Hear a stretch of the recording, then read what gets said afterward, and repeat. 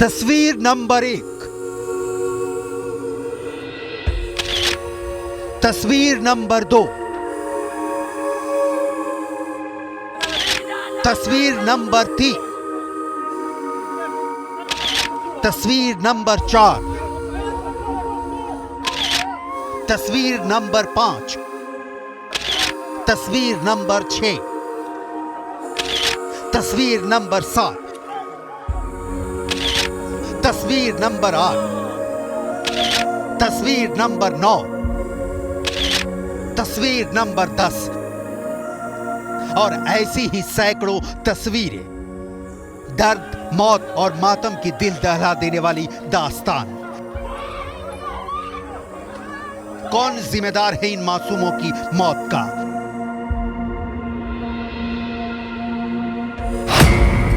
Hamas, Hezbollah, Iran, Syria, मिस्र, तुर्की, Israel, America या कोई नहीं या सभी?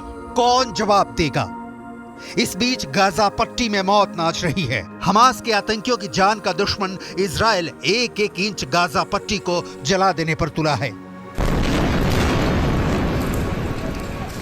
और इस काम में अमेरिका चट्टान की तरह इजराइल के साथ खड़ा है। बाइडेन से बोले नेतन्याहू कि रात तो रात, दिन तो दिन, और बोले कुछ नहीं तो कुछ नहीं, ना दिन ना रात।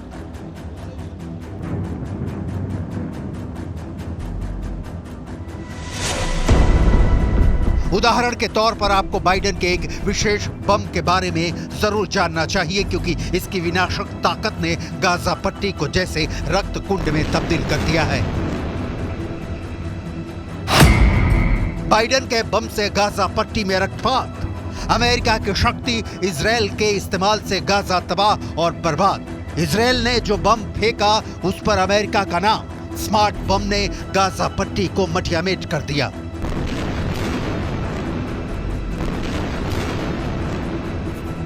कहानी सीधी और बिल्कुल साफ है कि गाजा की तबाही वाले हथियार कहीं और से नहीं बल्कि बेन्यामिन नेतन्याहू को बाइडेन से मिल रहे हैं।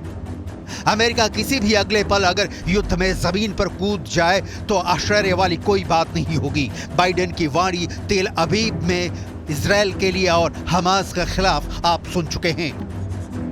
Israel, as they respond to these attacks, it seems to me that have to continue to ensure that you have what you need to defend yourselves. I was deeply saddened and outraged by the explosion at the hospital in Gaza yesterday. And based on what I've seen, it appears as though it was done by the other team, not you. They're committed evils that and atrocities that make ISIS look somewhat more rational. ये बहुत clear है कि अरब देश चाहे जितनी शक्ति जुटा ले, एक होकर भी इजराइल को हरा नहीं पाएंगे, क्योंकि सुपर पावर अमेरिका उसके साथ है।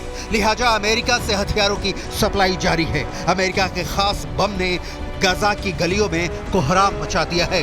हमास के अंतिम आतंकी के जिंदा रहने तक या शायद उससे भी आगे चलने वाले इस युद्ध में अमेरिका खुलकर इजराइल के साथ यानी ईरान के खिलाफ खड़ा है। एयरक्राफ्ट कैरियर जेराल्ड फोर्ड के साथ, एयरक्राफ्ट कैरियर आइजनहावर के साथ, और अब जो रिपोर्ट आई है कि इजराइल हमास के खिलाफ अमेरिका वाले स्मार्ट बम का इस्तेमाल कर रहा है।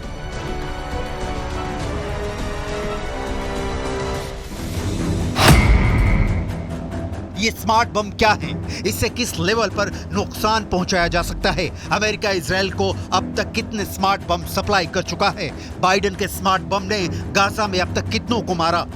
और ये क्या सच भी है या नहीं कि इजराइल के पास अमेरिका वाले स्मार्ट बम हैं भी या नहीं?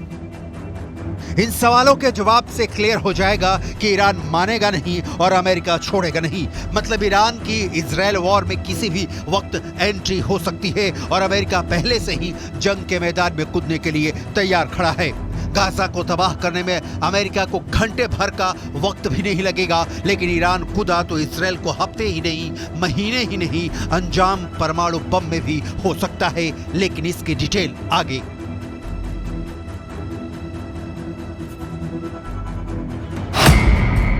ब्लूमबर्ग की रिपोर्ट के मुताबिक 7 अक्टूबर को हमास से जंग छिड़ने के बाद अमेरिकी कंपनी बोइंग ने इजरायल को 1000 छोटे स्मार्ट बमों की डिलीवरी की है।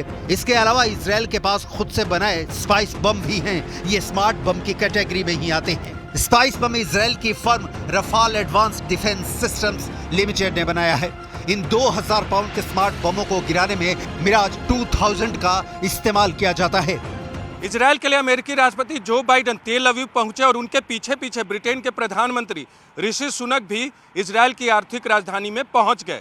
दरअसल पूरा पश्चिम इस वक्त इजरायल के साथ दोस्ती दिखाने के लिए उमड़ पड़ा है और पूरे पश्चिमी देश ईरान के खिलाफ अमेरिका के साथ खड़े हैं और अमेरिका इजरायल के साथ पूरी तरह से खड़ा दिख रहा है।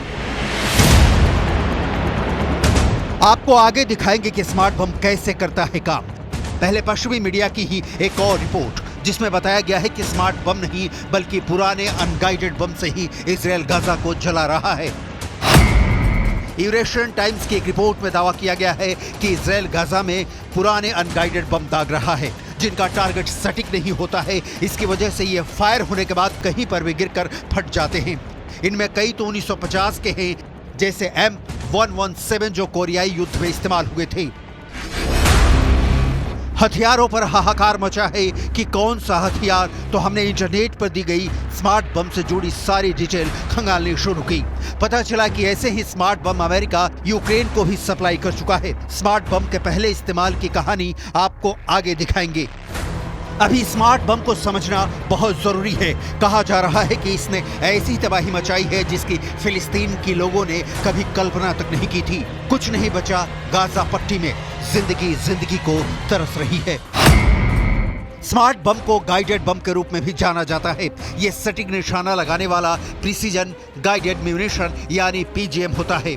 इस बम को बेहद सटीकता से दुश्मन के ठिकानों पर हमला करने के लिए डिजाइन किया जाता है। पीजीएम में हवा से जमीन पर गिराने वाले बम शामिल होते हैं। इसका मकसद एक खास लक्ष्य को सटीकता के साथ नष्ट करना होता है जिससे आसपास के इलाकों को कम से कम नुकसान पहुंचे और दुश्मन की सेना को ज्यादा से ज्यादा नुकसान हो।